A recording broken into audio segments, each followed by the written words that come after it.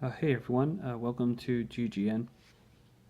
Today is Monday, December 2nd, 2013. I'm Darko. My website is ggnonline.net, and on YouTube my channels are ddarko2012 and 2013. I'm sorry if the audio has been kind of low lately. I've turned it down a little bit just basically to cut out some background noise, i.e. dogs barking, trains and stuff. So hopefully you can hear this, like if you have like a smartphone or something like that. I think that's usually who has the issues, people that have are listening from smartphones. But I try to turn it up a little bit more, so hopefully this works. I'll try speaking a little bit louder too. All right, I have a variety of articles in this first video. It's going to be kind of unusual, I guess. But so we're going to continue here.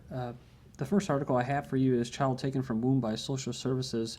You've probably seen this. It's all across mainstream media, alternative media, which almost makes me wonder what's the agenda here.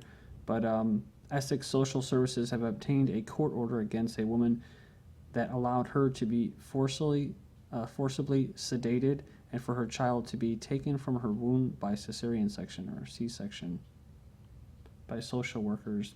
They obtained a high court order against the woman that allowed her to be forcibly sedated and basically, yeah. The council said it was acting in the best interest of the woman, an Italian who was in Britain, there goes the dog barking, on a work trip because she had suffered a mental breakdown.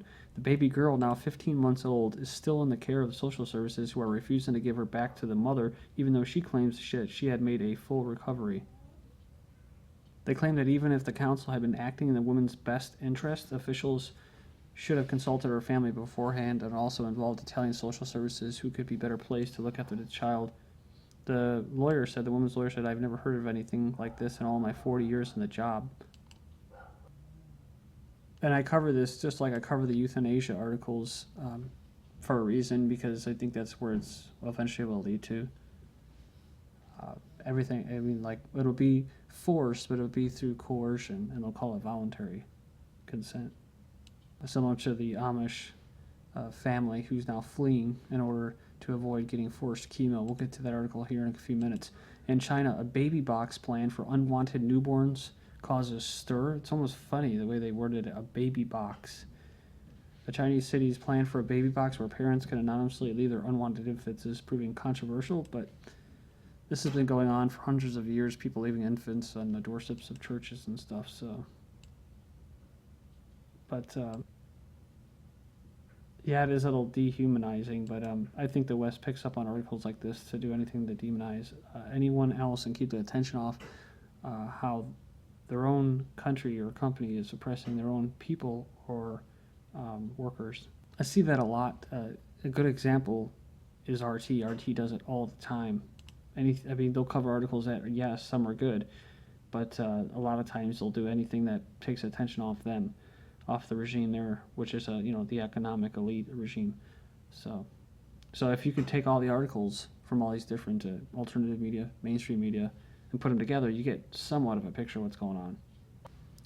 So on social media, they're warning that the box will encourage irresponsible parents to give away their unwanted children.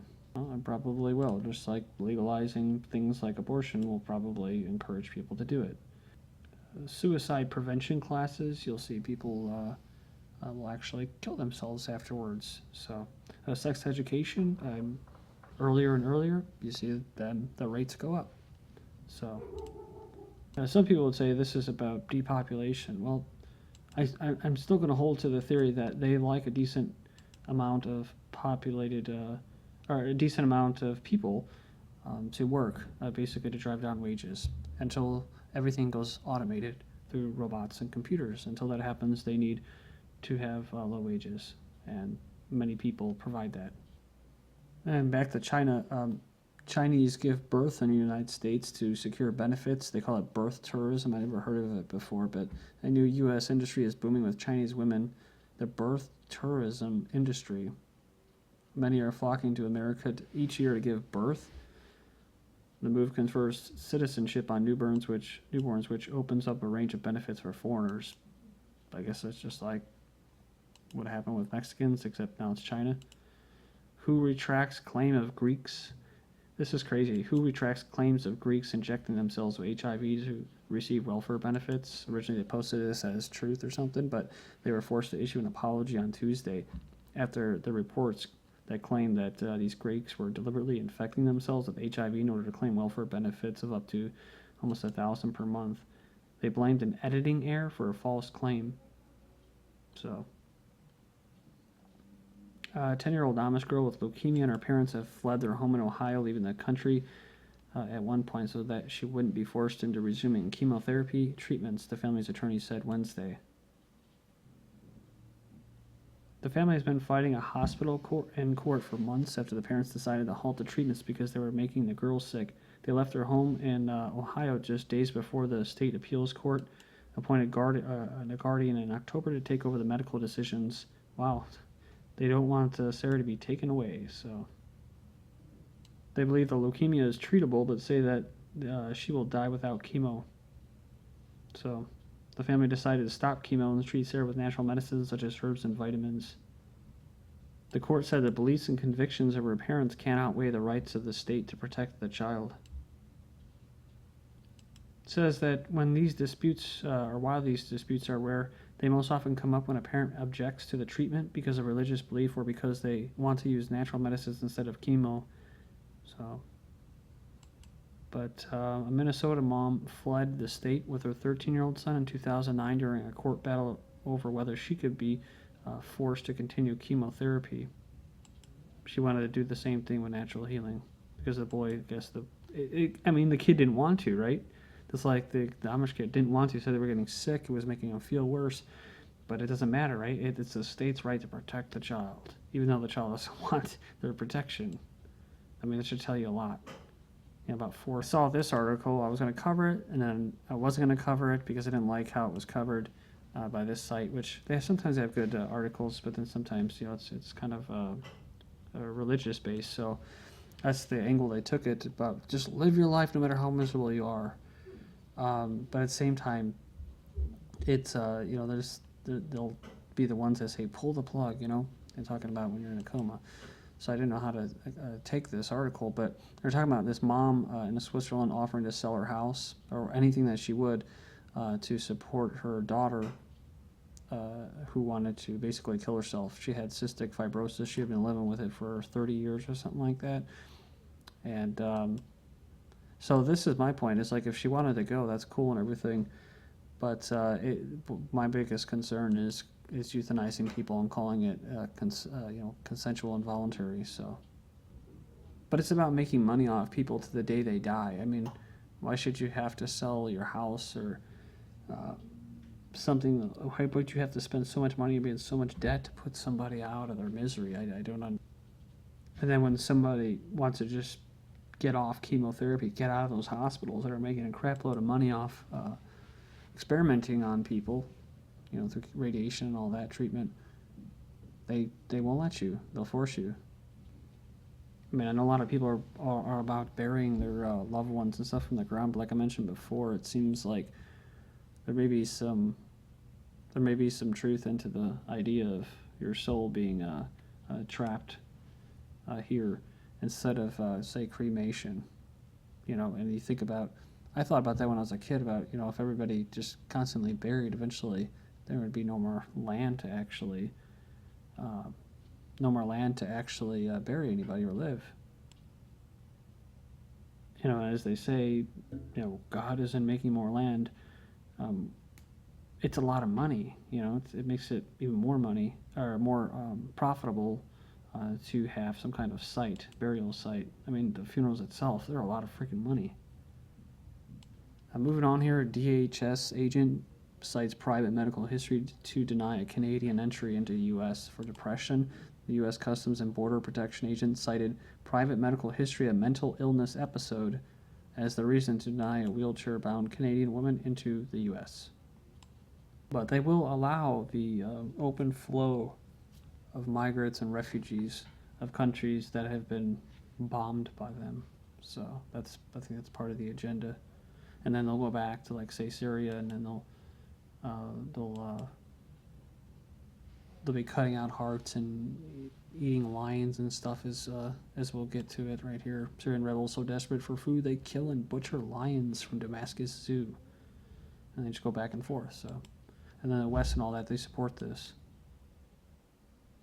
That's in this article right here. Arab League report provides evidence CIA, MI6, Mossad behind violence in Syria. I covered this in the summer, almost at the end of June, almost July. CIA and the U.S. military operatives are training rebels in Turkey and Jordan. So we know that they're training them. My point is that they're supporting this barbarism that's going on. Kingdom of Saudi Arabia, Mossad operating with the terrorists in Jordan.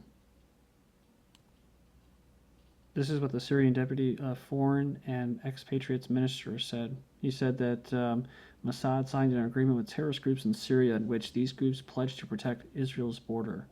These are the same terrorists that are fighting the Syrian government. Israeli intelligence and electronic warfare units are active in Syria. So the Israelis have made a reconnaissance maps, pictures of the Syrian army positions to the attacking force, which was launched from Jordan under the leadership of Coordinated Intelligence, Saudi Arabia, the U.S., and Israel. And it basically goes on there and talks about how they got their asses kicked. So, Dutch special forces and military intelligence operatives double down in Mali. The Dutch military is planning to deploy a team of dozens of military intel operations and operatives in Mali in the coming weeks, part of a UN peacekeeping mission charged with stabilizing the terror-afflicted northern part of the country. So it's like I said, wherever they want to recolonize, Al-Qaeda will show up, aided by them, so they can get rid of them. Really what they're doing is they're getting rid of the actual resistance, the grassroots resistance in those areas.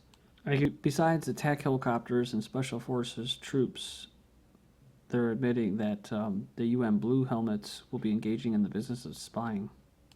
And then over to Asia and the China Sea and that, we've had some incidences with,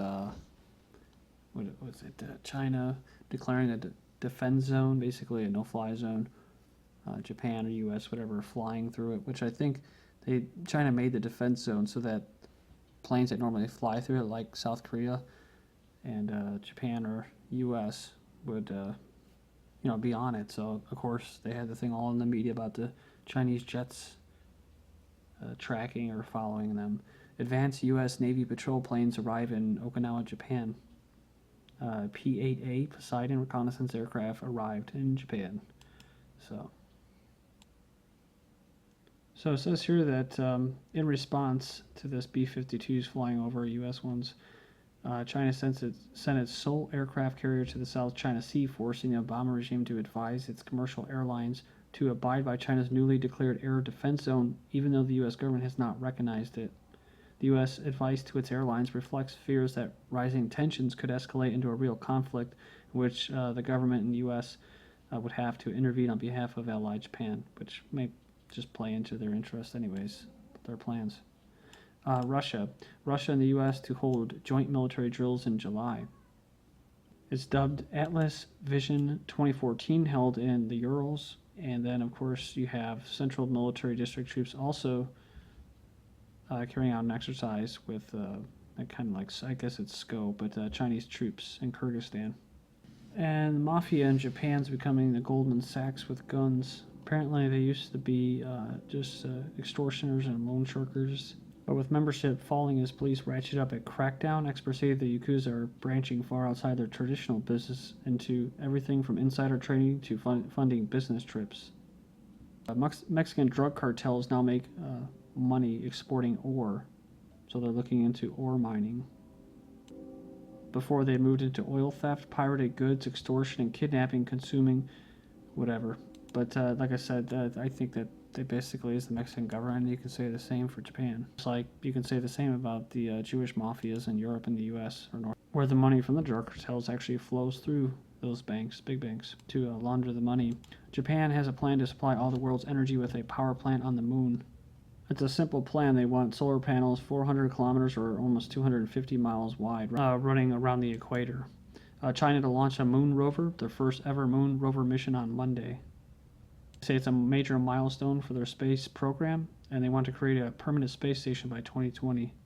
I covered using the ocean as an energy source, the currents, before. You can type this in, atmospheric electricity powers small motor, and check out this 8-minute video. Thank you.